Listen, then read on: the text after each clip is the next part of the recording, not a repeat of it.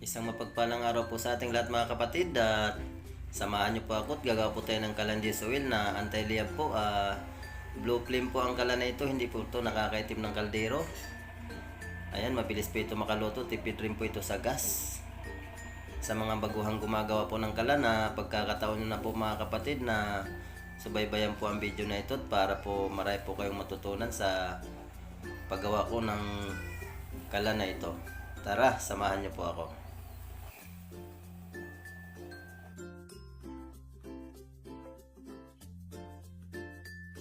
Unang-una po, magputol po tayo ng angle bar na 2x2.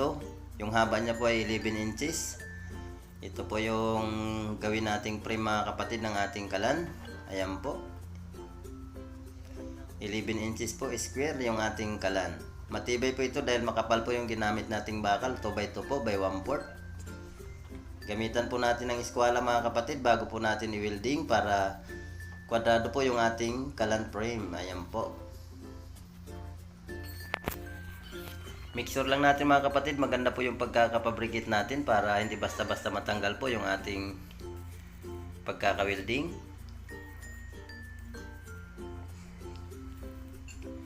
Ayan. Ito na po, na-welding na po natin yung frame natin ng kalan. Isusunod naman po natin yung paa ng ating kalan. 4 na piraso po, 2x2 angle bar, 7 inches po yung kanyang height. Ayan po, kalan stand natin po, 4 na piraso. Magiging paa po ito ng ating kalan. Lagyan po natin ng eskwala para kwadrado po at maganda po tingnan yung ating gawa. Ayan, i-full weld natin ng maayos mga kapatid para hindi basta-basta mapiglas. Ayan. Ispat muna natin para in case na tabingi po ay pwede nating iurong. Ayan po.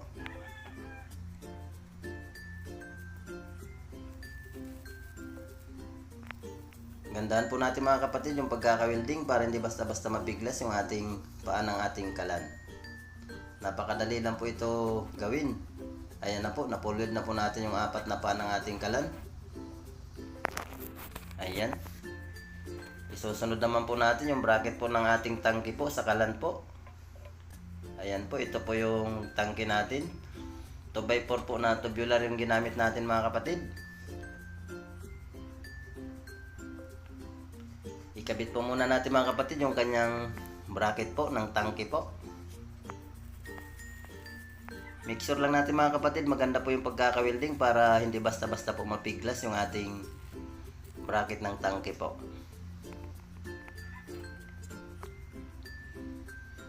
Ito na po. Lagyan na rin po natin ng bracket sa bandang dulo po para hindi basta-basta malaglag po yung ating tangke mga kapatid. Gandaan po natin yung pagkaka-welding. Ayan.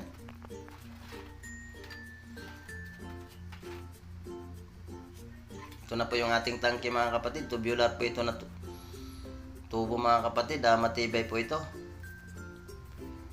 Weldingin na rin po natin yung gilid niya mga kapatid. Nilagyan na po natin ng takip. Mixture lang natin mga kapatid, maganda po yung pagkaka-welding para hindi basta-basta tumagas yung kanyang langis. Ito na po.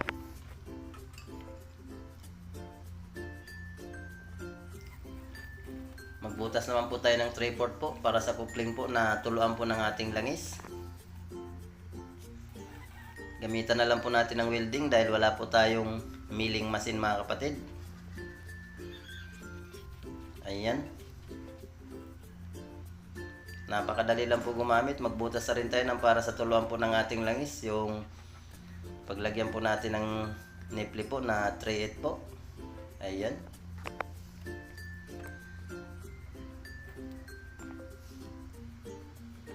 I-welding na rin po natin mga kapatid yung tuluan ng ating langis na coupling po na 3/4.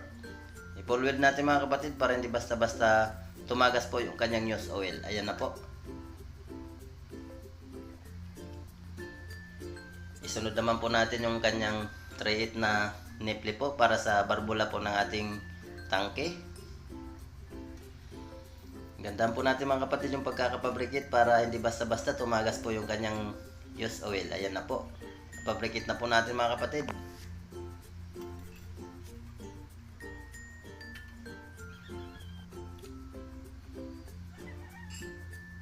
Ito po yung gawin nating papo ng ating kalan, yung patungan po ng kaldero. Dalawang flat bar po, pinaghati ko po para maging apat. Ito po yung gagawin nating patungan ng ating kaldero mga kapatid. Ito na po, naputol na po natin yung dalawang flat bar. Naging apat na po. Lagyan po natin mga kapatid ng design. Pagdikit-dikitin lang po natin yung flat bar mga kapatid at guhitan lang po natin para pantay po yung kanyang design at hindi po madulas yung kanyang kaldero. Ayan na po.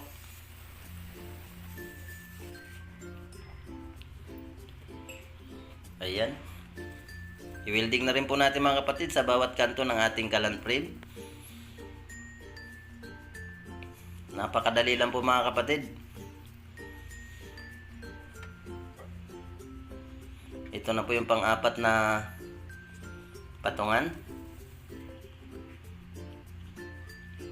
Bago po ang lahat, sukatin po muna natin. Lagyan po natin ng kaldero. Ito po yung kaldero para malaman natin kung talagang pantay po o hindi yung ating patungan ng kaldero. Ito po yung kawali. Ayan na po, pantay po.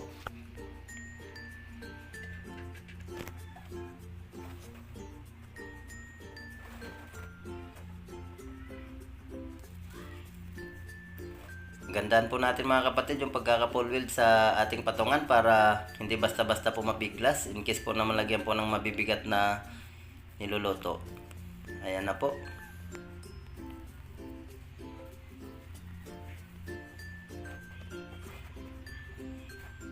Ayan, na-full weld na po natin mga kapatid yung patungan ng ating kaldero.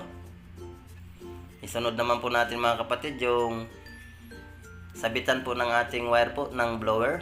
Ayan po. Nilagyan po natin ng sabitan para hindi po pakalat-kalat po yung ating wire sa blower mga kapatid. Ayan po. Ito na po. Angle bar lang po yung ginamit natin. Pinaghati lang po natin para magiging sabitan po ng wire.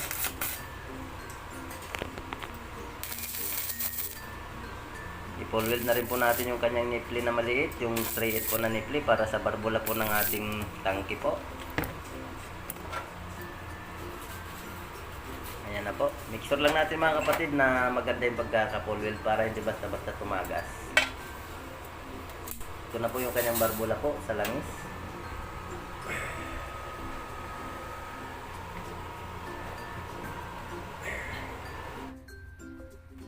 Ito po yung kanyang chamber. Makapal po yung ating chamber. Hindi basta-basta malusaw po mga kapatid. Yung diameter niya po ay 4 po, 4 inches. Yung height niya po ay 10 cm.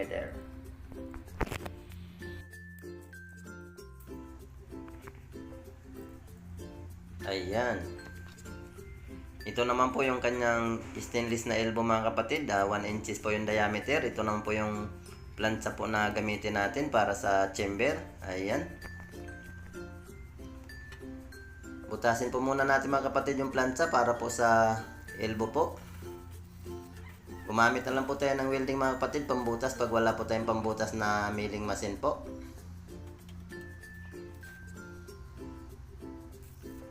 Ayan.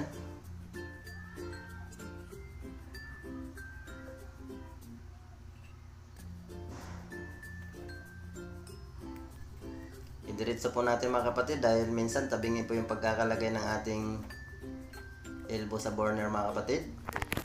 Para pantay po yung kanyang apoy. I-full weld na rin po natin yung kanyang elbow mga kapatid para hindi po matagasan po ng kanyang langis. Ito na po, na-full weld na po natin. Gamit natin po ay stainless po na welding rod. Ayan po. Isunod na rin po natin yung kanyang chamber po. Gamitan po natin ng stainless na welding rod para dumikit agad po. Hindi sa magbutas-butas at maganda po yung pagkaka-welding.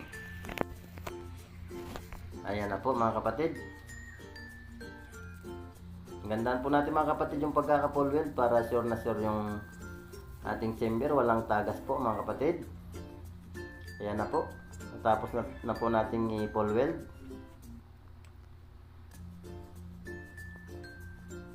Bago po ang lahat, ililik test muna natin mga kapatid para makita natin kung may tagas po yung ating chamber. Lagyan po natin ng tubig. Ayan po. Walang tagas po yung ating chamber mga kapatid. Ayan. Ibig sabihin wala pong butas yung ating welding po. Isunod naman po natin butasan yung tuluan po ng ating fuse oil mga kapatid sa chamber. Butasan po muna natin ng maliit para hindi po tayo mahirapan magbutas ng malaki. Ayan po. Maglagay na rin po tayo ng butas para po sa lug-lug niya po. Ayan, yung maliit lang din po ng drill bit gamit natin ay 2.5. Yung sa air skip na rin po, butasan na rin po natin para labasan ng hangin. Ayan po yung air skip. Dalawa po.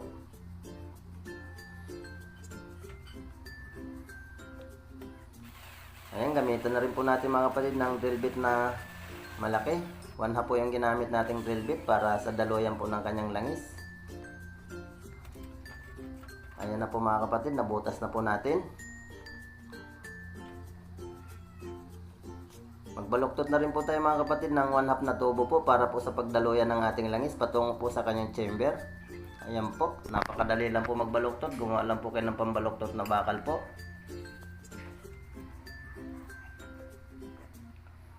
Ito na po, nabaluktot na natin. Ang purpose natin nito mga kapatid, hindi po usok yung ating tuluan. Ayan. Ipabrikit natin mga kapatid yung kanyang imbudo sa kanyang tubo po. Sa tuluan po patungo sa chamber. Ito na po.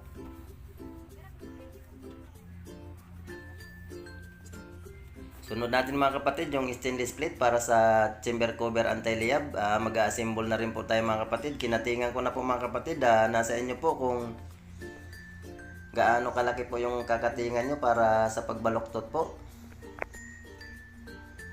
Sinadya ko pong katingan mga kapatid dahil ang gagawin ko po ay i-overlap ko po yung ating stainless plate mga kapatid. Ayan po.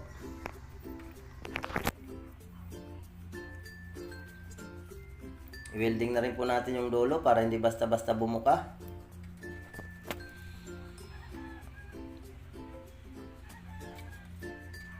Ito na po yung ating chamber cover anti-liab, yung sa gilid po muna. Ayan.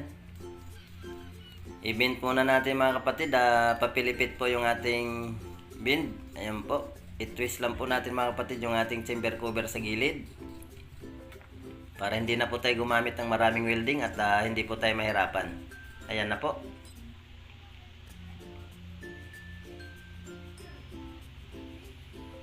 Isunod na po natin yung bracket na po na pabilog para po sa pagpatungan po ng kanyang umbrella po. Ayan. Stainless din po yung ginamit natin mga kapatid para hindi basta-basta malusaw po yung kanyang bracket ng umbrella po. Ayan, napakasimple lang po mga kapatid.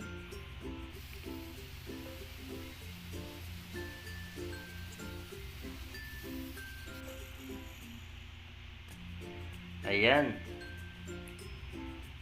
Weldingin na rin po natin mga kapatid yung dulo niya para hindi basta-basta bumuka. Ayan po. Mixture lang natin na maganda po yung pagkaka-welding. Ito na po, na-welding na po natin yung bracket po na paglagyan natin ng umbrella ng ating chamber cover anti-liab.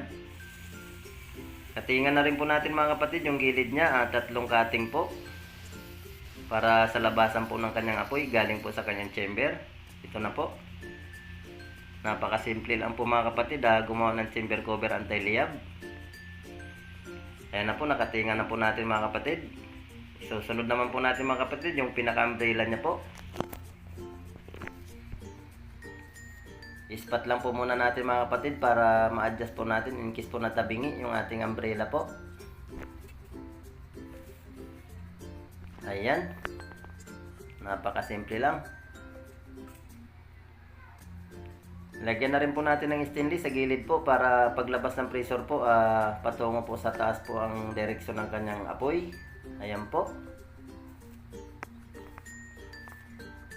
I-welding na rin po natin mga kapatid. Napakasimple lang po. Mixture lang natin mga kapatid, maganda po yung pagkaka-welding. Ang ginamit nating welding rod po ay stainless din po. Ito na po.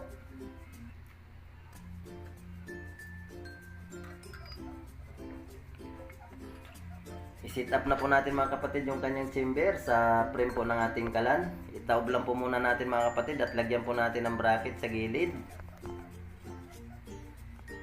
Ganun lang po kadali mga kapatid mag-set up ng ating chamber. Ayan po. I-full weld natin yung kanyang bracket mga kapatid para matibay po. Ayan.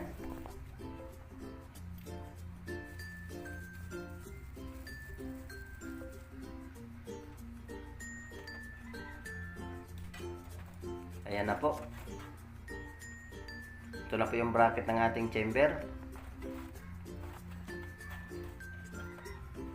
Ipasok na natin ang ating chamber mga kapatid. Ipatong lang po natin sa bracket. Ayan po, saktong-sakto lang po. Sunod naman po natin yung ating tuluan ng langis. Ito po yung kanyang tangke. Ilagay na natin yung kanyang tangke. Ilagay na rin po natin yung tuluan ng langis. Ayan po. I-full weld na natin mga kapatid yung tubo na tuluan ng langis. Nasukat na rin po natin doon sa kanyang tangke. Sure lang natin mga kapatid na walang tagas yung ating tuluan ng langis. Ayan.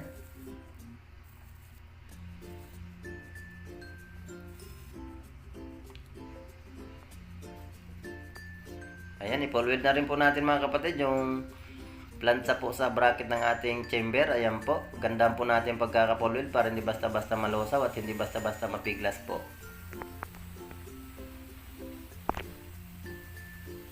Ayan, na-welding na po natin.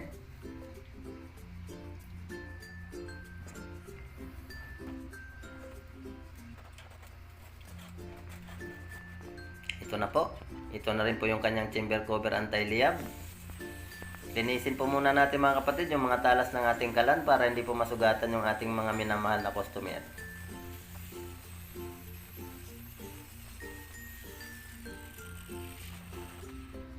Ayan. Pakinisin po natin mga kapatid. Pinturahan na natin mga kapatid dahil natapos na po natin yung ating ginawang kalan.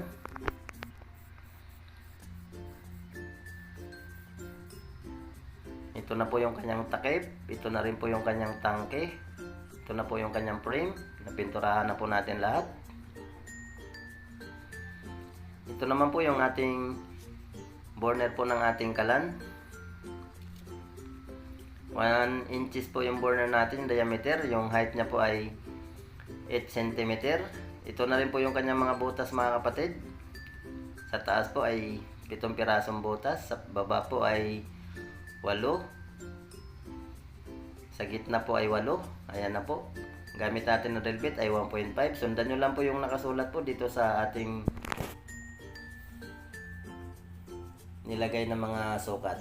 Ayan po. Burner threaded mga kapatid yung ating kalan. Hindi basta-basta mahirap linisin in case po na bumara po sa kanyang butas. Ayan.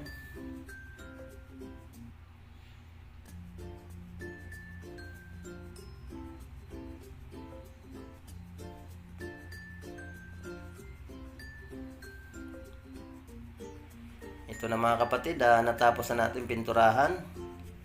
Ito po yung kanyang blower speed controller mga kapatid. Ito naman po yung kanyang kalan blower. Ito po yung barbula po ng ating used oil mga kapatid. Ayan, sara bukas lang po yan. Ayan. Ito po yung kanyang tangke. Napinturahan na rin po natin. Ito po yung kanyang frame. Ito yung kanyang chamber cover anti-liab mga kapatid. Ayan po. Stainless po yung gamit natin mga kapatid para hindi basta-basta malusaw. Ito na po yung kanyang burner mga kapatid. Ayan, burner threaded po yan mga kapatid. Hindi basta-basta mahirap linisin. Ito po yung kanyang luglog mga kapatid. Galawin lang po natin in case na humina po yung kanyang apoy. Carbon breaker po ito mga kapatid. Ayan, ibalik na po natin mga kapatid yung kanyang takip. Ito po yung sabitan ng kanyang wire mga kapatid ng blower para hindi pa kalat-kalat po yung ating wire sa blower mga kapatid. Blower hanger ito mga kapatid, yung ginawa natin kanina ng bracket. Ayan po. Ito na po yung ating kalan. Napakatibay po ng ating kalan. Testing na po natin mga kapatid. Lagyan na po natin ng tissue yung kanyang chamber. Lagyan na natin ng konting used oil mga kapatid. Patakan po natin yung kanyang chamber ng used oil. Sindihan na po natin mga kapatid. Gamit natin ay lighter. Painitin natin ng 3 to 5 minutes mga kapatid. Huwag nyo po munang buksan yung kanyang blower. Ayan, isalin na po natin yung kanyang used oil sa kanyang tangke mga kapatid. Yung tangke natin mga kapatid, hindi basta-basta malusaw dahil bakal po ito.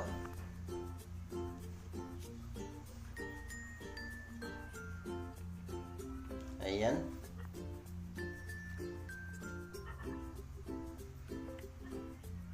Ito po yung kanyang used oil.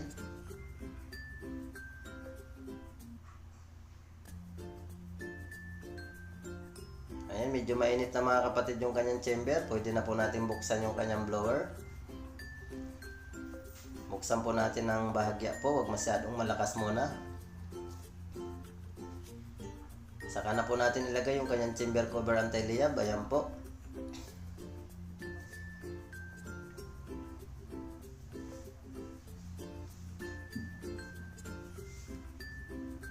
Ayan, lakasan na po natin. Buksan na rin po natin yung kanyang used oil mga kapatid. Patak-patak lang po para hindi basta-basta malunod yung ating burner. Ayan, patak-patak lang po. Pwede natin mga kapatid lagyan ng lulutuin natin. Medyo mainit na po yung kanyang chamber cover anti-liyab. Ayan na po.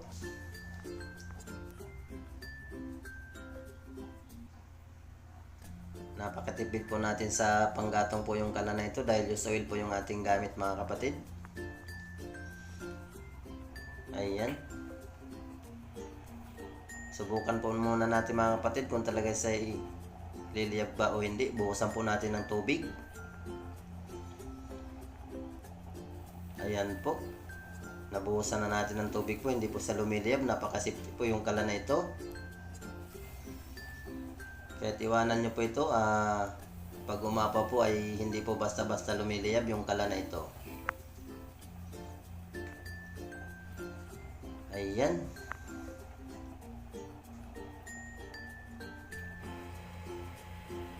Sa nga pala mga kapatid, huwag nyo po akong kalimutan i-subscribe ang YouTube channel ko po para mapapanood nyo pa po ang mga susunod kong mga video.